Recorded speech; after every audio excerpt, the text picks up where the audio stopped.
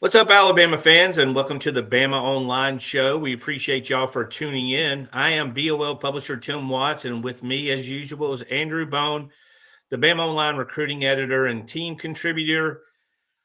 A lot going on into the high school football season. The college football regular season's wrapping up. We have so much to talk about. We're going to get into all that.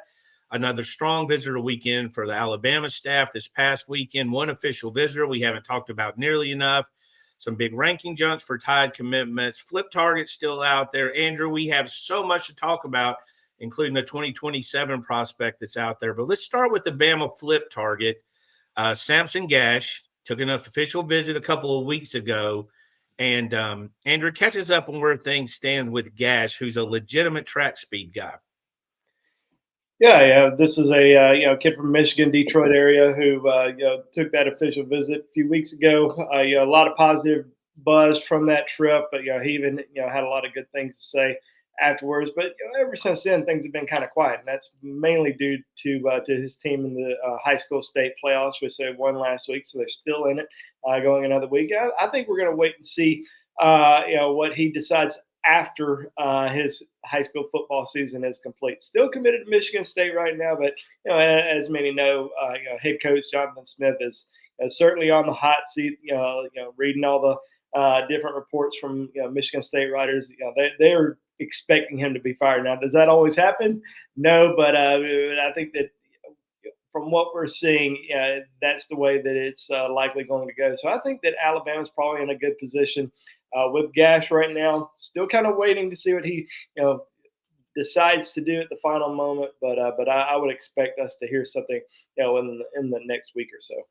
Yeah, and I looked up his playoff bracket. He has a game on Saturday, I believe, and then if they win that, they'll be in the championship on 11:30. So he still has time to commit, flip, and sign on the early sign-in period, which is 2 weeks away, Andrew, which is kind of like snuck up on us because every December the date changes. Sometimes it's daggone Christmas Eve. Now it's early December. So we're sneaking up on that. A class that has really, I thought, went well. I know you agree. I think the staff has filled a lot of needs they want to. But one guy I want to talk about, and it kind of snuck up on us too. Jared Doherty. He was on his official visit this week, moved up into the top 65 in the nation. Well deserved. The guy committed to Georgia State. The offers just poured in. I mean, the offers just poured in. Alabama was very comfortable there. Another strong connection, committed to Alabama. But let's talk a little bit about this guy. And I mean, we have said, Alabama fans right now are on the offensive lineman. Last year, Alabama signed 2 5-star. This is another tremendous get for Courtney Morgan and Coach Cap on the offensive line. Yeah, this summer, we looked at it at Alabama, going into July, Alabama had 3 offensive line commitments. There was still, a player or two that were out there that they were recruiting. Wilson Zaire, who, ended up at Auburn, Bryson Cooley, who ended up at LSU, but, looks like he might end up at Mississippi State now. But, this is we were always kind of told in July and August, Alabama was still going to be looking around, still trying to find, potential player that might emerge as a senior. And Jared Doherty was a kid that committed to Georgia State, one of the only schools that recruited him. But he was at a different high school. He ends up transferring as a senior. A lot of schools, basically told him, hey, we want to watch the your early senior film. See how you perform, and really, he ends up going to a program that very proactive in helping get recruits out there, get their names to these college coaches, and within I guess the first 2 or 3 weeks of his senior season, Alabama, Georgia, Auburn, Tennessee, a lot of schools were all over him. And then you saw Ohio State, Florida State, some other schools that got involved. Georgia Tech's always a big one. Yep. So a lot of interest, heavy interest, and he ends up coming down to Tuscaloosa for the Vanderbilt game. Commits after that weekend, which was a surprise to his mom. His mom's a big Alabama fan, but she wasn't expecting him to go ahead and commit that weekend. Comes out of that weekend, says he's still going to take official visits, then decides completely shuts it down. And the only visit he was going to take was to Alabama for this past weekend. So he came in, spent the weekend in T-Town, and really had a great time, and has shut things down completely. This is a kid that can move different parts of the offensive line. I think probably more a tackle than anything. He's just over 6 foot. I think he's right at 6'6", about 200 and or excuse me, about 310 pounds right now. So he has played center in the past. He's played guard, but I think he's going to end up being a tackle at Alabama. Yeah, you watch his film. Now he's been playing center for his high school sometimes out of necessity. He is a nasty football player, and I say that in a good way because what you saw last year with Michael and with Michael Carroll and Jackson Lloyd, you saw that same thing where they're playing through the whistle, and that referee better be quick on that whistle if he wants to save lives because these guys will drive you straight off the field and put you on the bench. But a guy deserving raise. I mean, again, you named the list of guys that schools that had offered him. And we just stopped counting after he committed to Alabama when he shut it down. But there's probably another 24 schools that if he showed interest in that he could have been involved with. Sticking to that side of the ball, Andrew, Caden Moss was one of the visitors this weekend and expected visitors. And he's a guy that you look at, another 5-star 2027. Mississippi kid. I know there's a lot going on over there with the Ole Miss head coach and everything. But talk a little bit about Moss and where his recruitment kind of stands, even though it's very early in the process. Well, I think overall in the junior class of offensive linemen, they've had some unbelievable prospects on campus over the course of the last couple of weeks. You had Maxwell Hiller, Albert Simeon on campus 2 weeks ago. Kennedy Brown.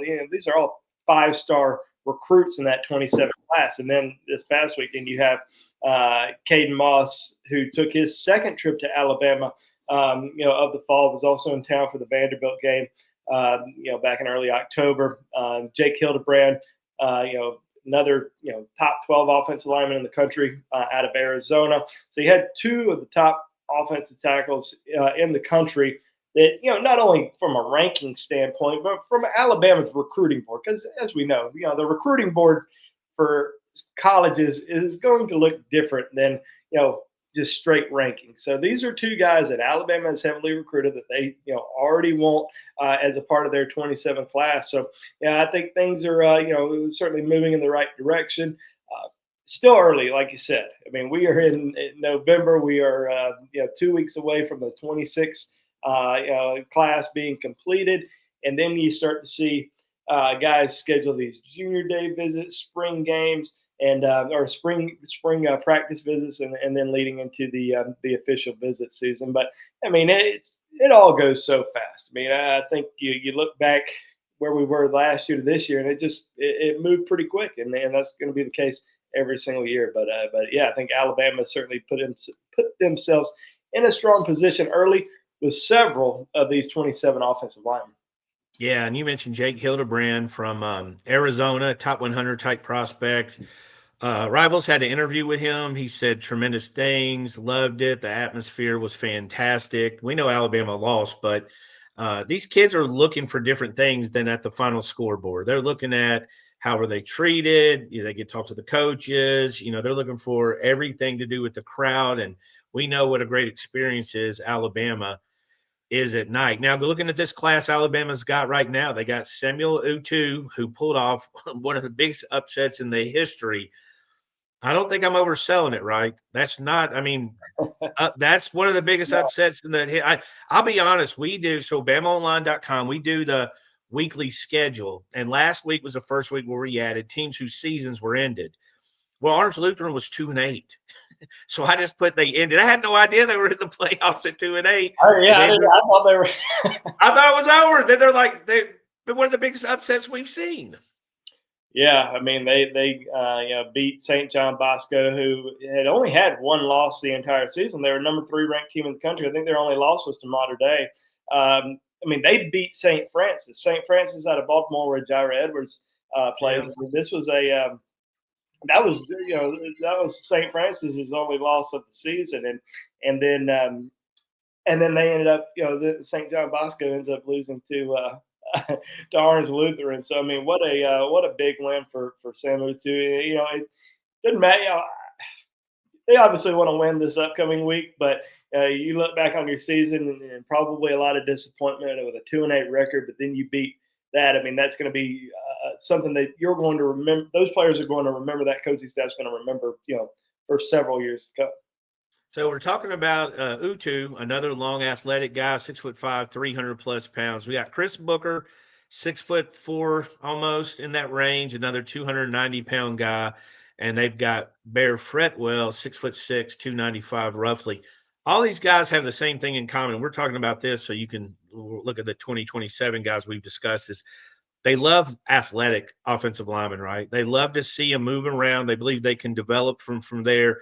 We see between Coach Cap and Courtney Morgan, you're getting a double dose of who they're recruiting on the offensive line. And I think Todd fans are liking where they're going. So turning to 2027, Bama has 4 commitments. Chicken Gar, who's had a good year for Viger, Jatori Williams, Central Phoenix City, Trent Seaborn, a quarterback commitment from Thompson, and Nash Johnson, who's I think is a big time prospect that people will eventually catch up on. Speaking of upsets, they were upset by Walton in the playoffs. I think they beat them by 31 points or something earlier in the year, and they were upset. But move to that, Andrew. We got a big target that's 6 weeks away from committing in Elijah Haven. Been to Bama a couple times. The feedback has been incredible.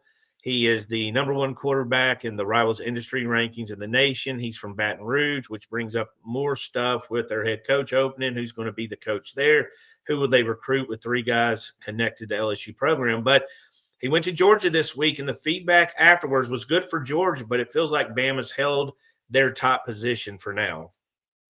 Yeah, I mean it's hard not to go to a to an environment like Georgia and have a horrible time, especially when you're playing against Texas and you're winning that game. So we kind of expected him to have a great trip to Athens, and the biggest thing right now with him is waiting to see when he's going to make that decision because he previously set a commitment date for January the 1st, and now it looks like he may push that back to about mid-January. I think he still plans on announcing in January sometime. But is that due to maybe spending some more time with the coaches as they're going to be coming through during that that winter evaluation contact period, because you're going to see college coaches come by your high school, wanting to sit down with you and your family. So may want to do that a little bit, kind of see where things are with coaching staffs at different schools that are short, that are high on his list, including Alabama. So Alabama looks like it's still in as you mentioned, still in a strong position, but Georgia, LSU, and some of these other schools are still, still fighting there. And what's going to happen at LSU? That might be something that he's waiting to see. I thought with the pause you were about to tell us. Actually, you paused. I thought, I was about to break the news right here. We had a crazy hot take. We got to cut this thing. But I agree. Alabama, to me, has been it's been fortunate. The ill fortune of others has been fortunate for Bama because he was basically considered a Florida lock. LSU, had taken a quarterback, hadn't pushed as hard for Haven at the time. So it's given Alabama a chance to really move into position there. We know how well the staff coaches, but with a lot of uncertainty with his 2 teams, I mean, everybody's watching to see where Lane Kiffin goes to coach. So we'll see how that plays out, but we still like Bama's in a good position. Before we carry on, I've got a quick ad to read for our BOL and our YouTuber people. It's hard to believe we're 10 games into the football season. There's only 2 games left. You wait all year and the season just flies by. Alabama fans, there are still 2 games left in the season.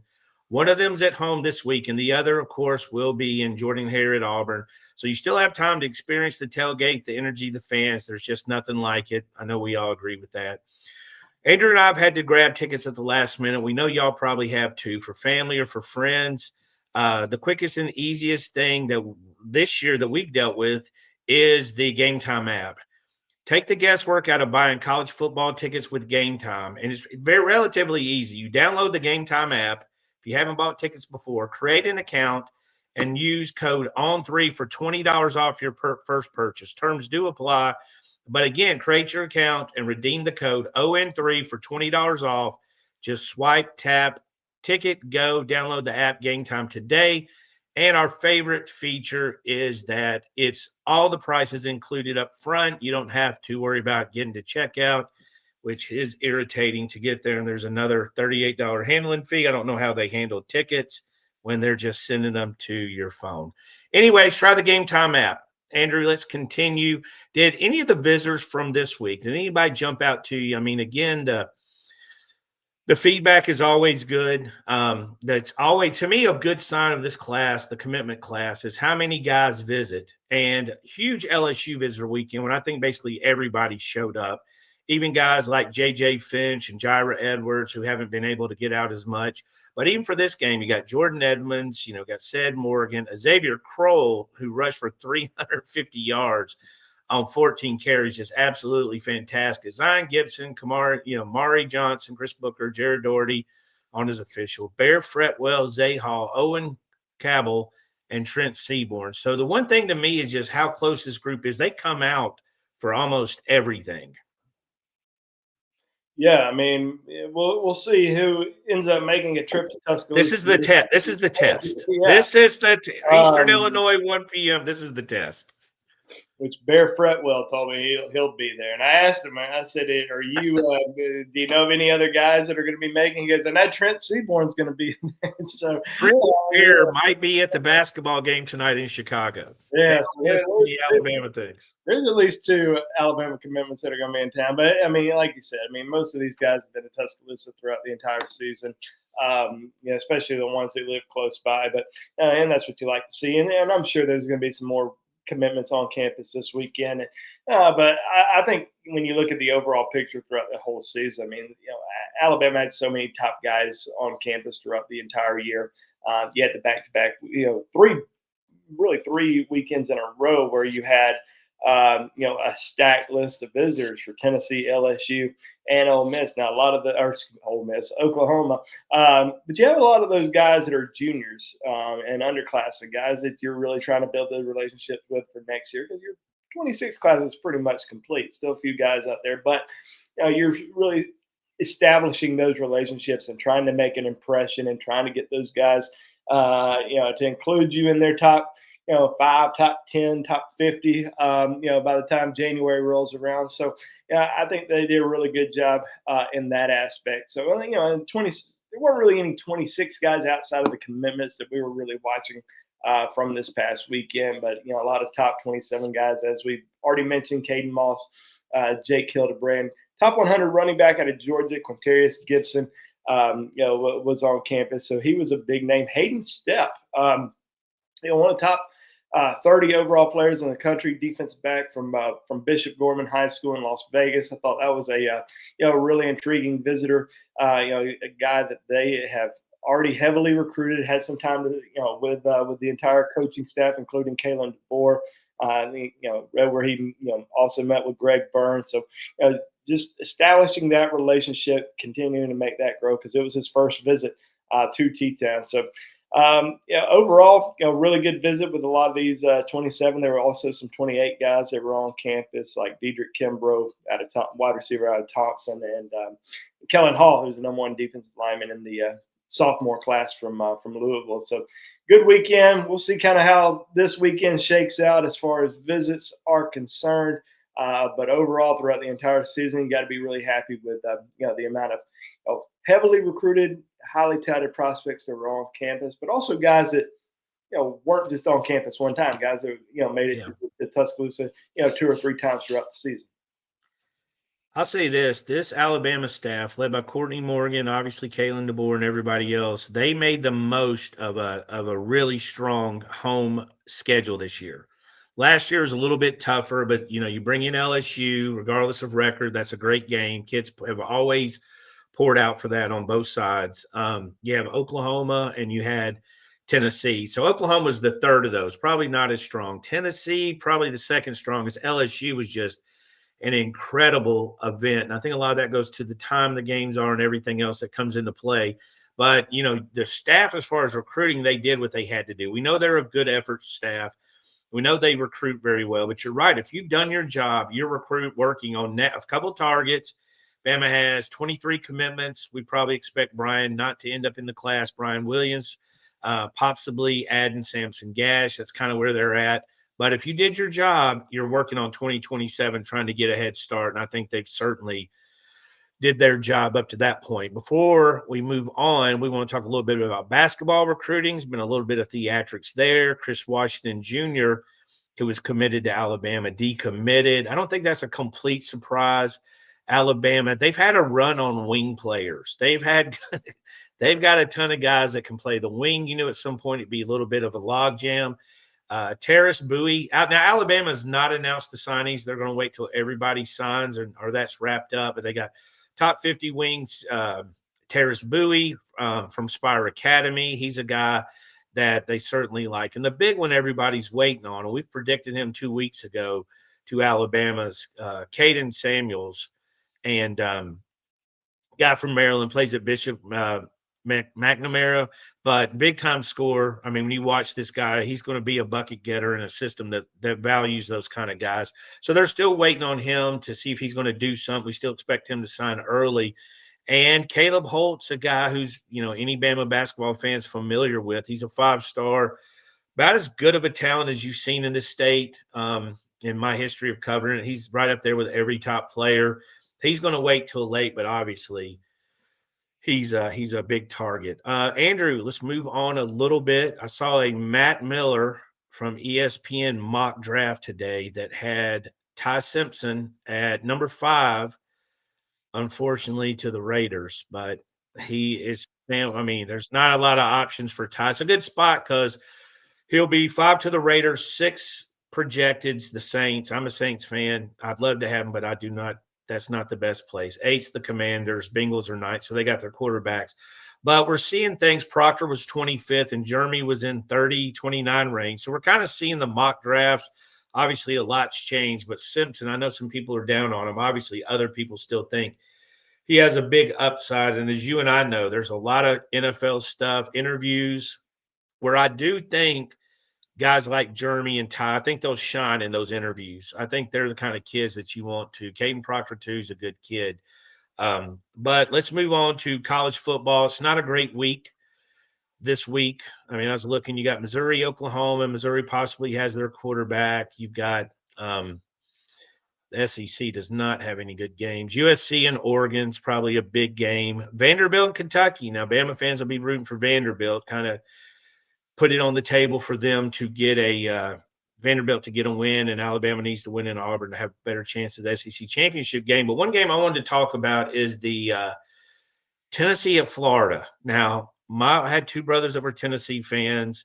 I have friends who are Tennessee fans. This game scares them to death because the history of that, to me, it's one of the funnest games to watch because Florida has had Tennessee's number, especially in Gainesville. Yeah, I think it'll certainly be an interesting game. Florida's had some. Florida played well. I mean, they played well in some tight ball games. Obviously, they beat Texas.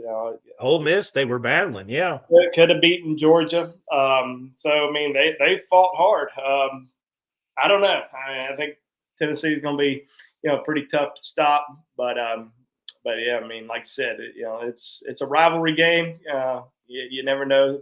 Playing in Gainesville, how that one may go, but yeah, should be a fun one. But I mean, I'm really intrigued to see that USC Oregon game. Yeah, Oregon hadn't really, you look at the current rankings right now. Oregon doesn't have a single top 25 win. This would be their first top 25 win based on the current rankings. That let's not talk about they beat Penn State when Penn State was ranked high. Who gives a shit? I mean, it's it's I agree. They're the best teams in the country right now that you've beaten, and they haven't really beaten anybody. So they get USC at home. Kind of see how that plays out, and then it's Oklahoma.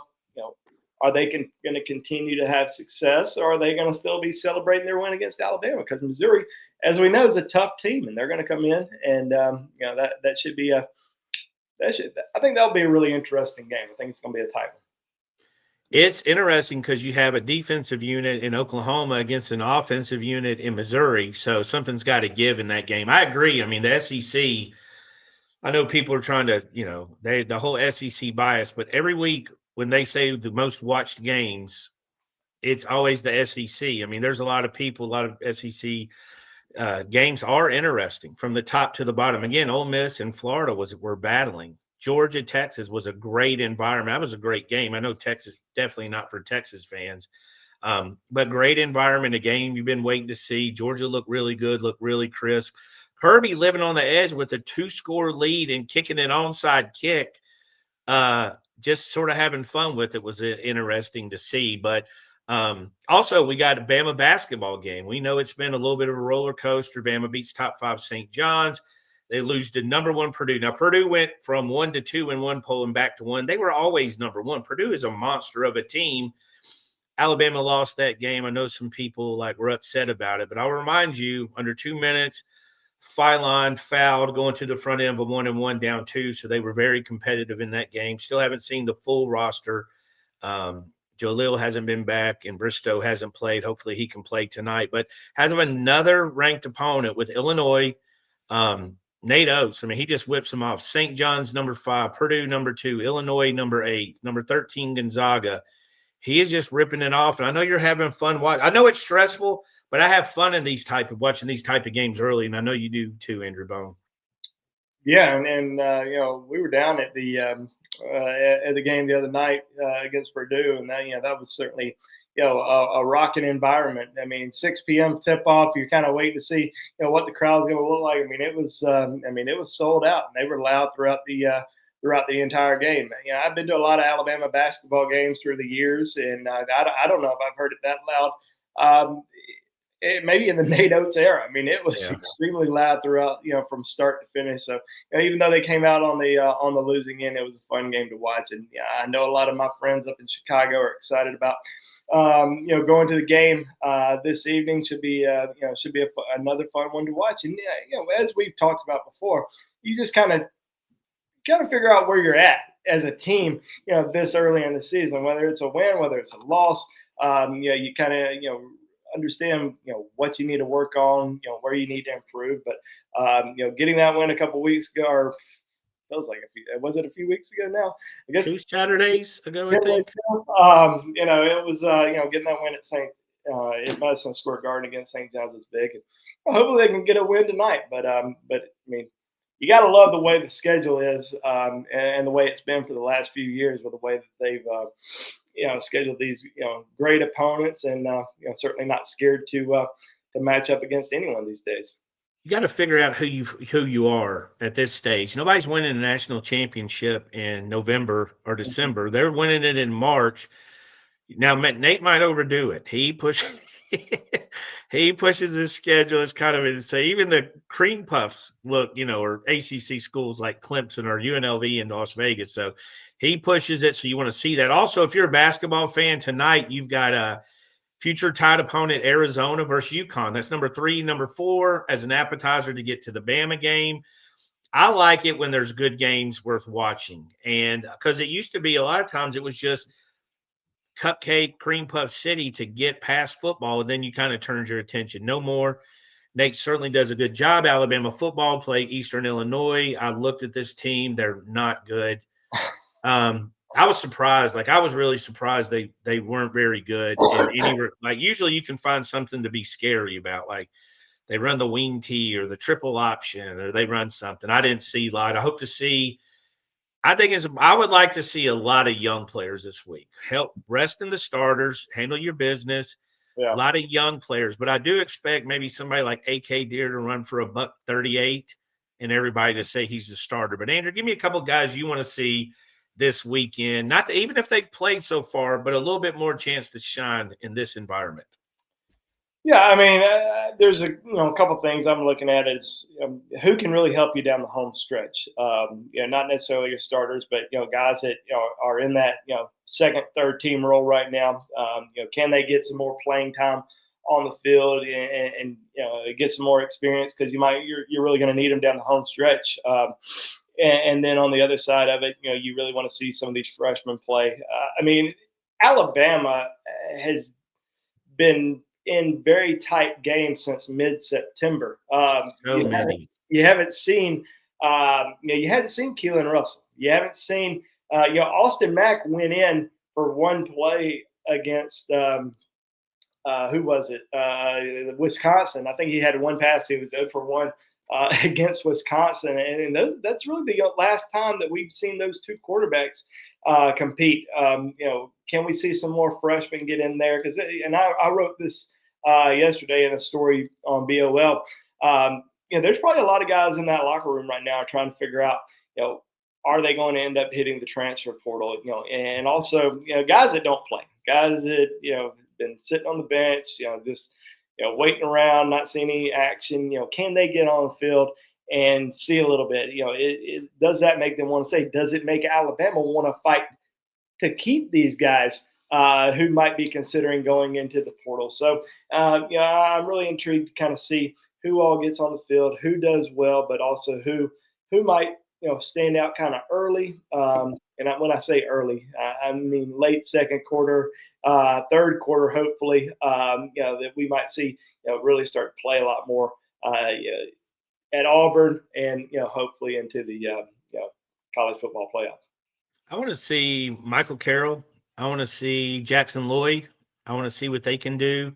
And I know it's not equal competition, but this is a chance to build some confidence. And I want to see that young inside backers, Duke, Sanders, Metz, guys like that. I want to see what they can do because they're a big chance to be the future next year and have a chance to play. I mean, you play those guys, you worry about giving up a 60-yard busted play, but now's the time to make your mistakes so you learn for next year. We appreciate you guys checking into the show. We're going to get out of here on Wednesday, 2 weeks till signing day. You can catch us at BamaOnLine.com for $1 for the first week. Check us out. There's a live message board. Andrew is going to give you his best sales pitch, which is my favorite. Andrew Bone, get us out of here. Thank you all for watching our show once again. You can obviously watch or listen on Spotify or Apple, but if you want to talk to us every single day, read all of our content, and see all of our coverage, go to BamaOnLine.com. We've got a great site over there. Got to have a great team, but what makes it even better is all of you who are subscribers to the site, but also part of our community. So go join, be on the round table, talk to us every single day on there, and we appreciate you watching us once again. If you don't come over there, we'll see you back here next week. Thanks for your time. Have a good week and roll tide.